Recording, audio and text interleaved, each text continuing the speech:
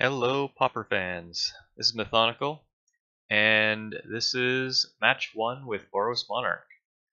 We'll jump right into it. Our opening hand, it looks perfectly keepable. We've got 3 mana total, we've got our mini Mole Drifters, we've got our Thraben. Yeah, we're great to go, so we very easily keep this hand.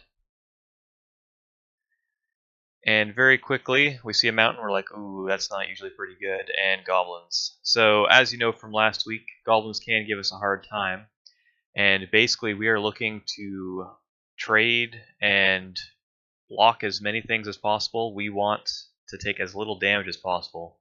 Unfortunately, in our hand, we do not have many options available to do that. We have no removal, and even though Glinthawk plus Alchemist File is a great combo, and we can draw a lot of cards, it is a little slow, and when they have a Sparksmith down, we're just going to start eating just a ton of, yeah, they're going to get their value out of that card. We still have to play down our Glinthawks, though. We are going to take a little less damage just by the fact that he has to kill them, and then he will take damage in doing so. So basically our hope is that we can get him low enough where he can't activate a Sparksmith anymore, and hopefully draw some removal at some point to just kind of continue to survive this one. Things are not looking too good as they continue to swing in, and the Goblin Shredder makes things very difficult for us as well. The Lightning Bolt is really good, and I do Lightning Bolt the Sparksmith here because I wanted to kill it, but I realized shortly afterwards that it probably would have been better for me to get rid of the Goblin Shredder, since we're getting pretty low on life. The Shredder gives him the ability to beef up a guy later on to basically try and swing in for lethal, whereas the Sparksmith, since they're starting to get lower on health, and we knew we could play multiple creatures that turn, it was definitely the better play to just kill the Shredder and let the Sparksmith live. So he's now going for a large Alpha Strike, and since he was able to Lightning Bolt us, there isn't really a way we're going to live through this. I do the math, and I'm just like, well, let's see if he goes for it. He does. It's pretty easy on his part, getting me down to 1 and then just Chain Lightning. So that's how the first game went. Now we got to try and get into game 2 and win the rest of this. So we'll pull that one up. We'll quickly go through the sideboard. Sideboarding was the same sideboard as last week, so people who are here will remember it. So basically in this one, we want to lower our curve. Pal Sentinels are going to do us no favors. They go very wide and will very easily be able to take it away from us, and we do not want them drawing extra cards. Circle Protection is great here. Missionaries are great. Prismatic Strands, awesome. Electricaries are also very good. They play a lot of X1s in Goblins. And then some of the other things we take out are Screeches, Rally the Peasants, since we're just going to be blocking and trading as much as possible. And we take out 1 land, just because now we've lowered our curve so much we can afford to do so. And that's basically it for the sideboard. So, let us jump into this. Our initial hand looks great. We've got the Circle Protection red right off the bat, and now our plan is just to ride that to victory. Having a Journey to Nowhere is great as some removal. Thraben Inspectors are awesome. They'll give us the ability to just kind of cycle through our deck a little bit while giving us some early blockers. Eating Lightning Bolts is great for us. We don't want to just show the Circle Protection right away. We want them, we kind of want to see what they've got going on, and the Circle Protection gets better as we have more mana later on. So here, playing the Thraben Inspector and cracking a clue is our best way of just getting some more advantage early.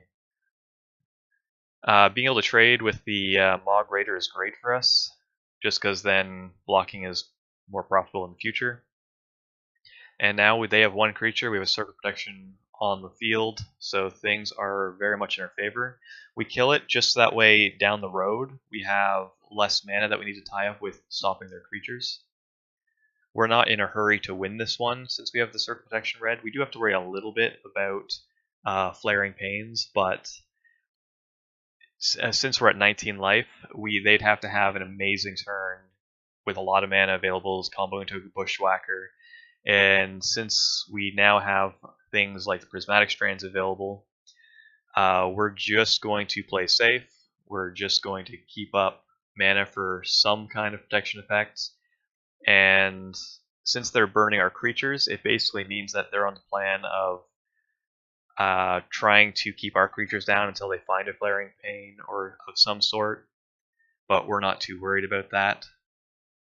Getting Electricity is just another way of locking up the game. And at this point, we might as well start using our Prismatic Strands for protecting our creatures. Putting it into the graveyard also means we no longer have to hold up 3 mana to use it in the future. As long as we have 1 white creature, we can activate it anytime. And now it's just a simple matter of continuing to get as much advantage as we can out of our cards, and eventually going around for the win. We don't Prismatic Strands there to save our guy, because once again, we're not in a rush to win this game. We just want to prevent any possible way they have of winning the game, and using the Prismatic Strands at some point in the future may be more beneficial to us. We also want to try and use it to protect against Electricity, because that would stop a lot more damage. And yeah, we're just getting rid of their Sparksmith using our Electricity. They end up sacking a bunch of things with the Mob Raiders, and we just prevent the damage. At this point, I've started wondering why my opponent hasn't conceded. It's kind of an impossible situation for them to win in, but yeah. At this point, we did end up tapping all of our creatures, so it does open us up for an Electricity. That's fine. We'll know that they have that for the next game, and we can try and play around it better. And now we're basically just trying to get some flyers to swing at them in the air. And the game's pretty much going to get wrapped up very shortly, because 2 flyers, they've got 1 card, not much they can do, and a lightning bolt to finish it off. So we will jump on over to game 3.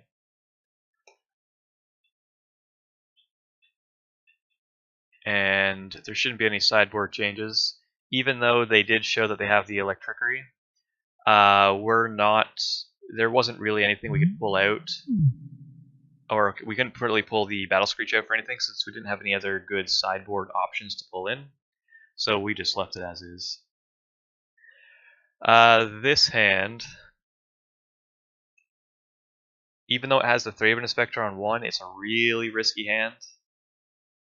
But we do keep it. We end up going down to 6. Actually, let me just quickly go back. I missed if we put that on top or not, because I don't remember what the card that was. Alright, so we send that back because there was a lot of red cards. This one, even though it's a 1-lander with multiple red, with only 1 color, we have 3 inspectors that we can't cast. It does have 2 removal spells, and that allows us to at least remove his early plays. We're on the draw, so we're basically looking for that white source or just another land, so we get the Prophetic Prism online. So while this is also a risky keep, going to 5 reduces our chances too much. And this is obviously something we're going to keep on top because it will give us all of our mana that we're looking for. Alright. And getting into it, they have a pretty good start with the Founder Street Denizen, so we don't want to get wrecked by any shenanigans, so we just start with our Great Furnace to bolt it immediately. And since we also know we had 2 bolts, we want to bolt multiple things. We're basically just following the plan of take as little damage as possible, removing early threats. And this is great, being able to play a Thraben Inspector and leave up another bolt. So, since they play a creature, they'd be able to attack, and we want none of that. Goblin Arsonist is fine, because we know we will be able to block that with a Thraben Inspector, and another Lightning Bolt off the top is awesome. We'll be able to kill their next threat as well. We do lose our Thraben Inspector, but we are not concerned about that at all. And he was saving a Sparksmith, so we're very glad we can get rid of that. We do want to keep our creatures alive, and getting a Boros Garrison is the best land we could have drawn, since that now gives us essentially 2 lands in 1. Sentinel Instrument is fine. It's going to turn our future lands into creatures when we want it, and it is also 2 blockers, which is going to be great in this situation.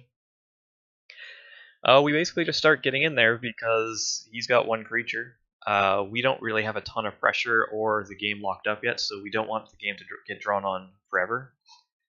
So we have to play the attack a little bit, block a little bit game plan. And basically, it seems like they were getting stuck on lands, and they didn't feel like they could grind this one out, so they end up conceding fairly early. I don't think we had this game completely locked up, but our opponent didn't want to face us anymore. So that's it for the first match, and please join me for the next one.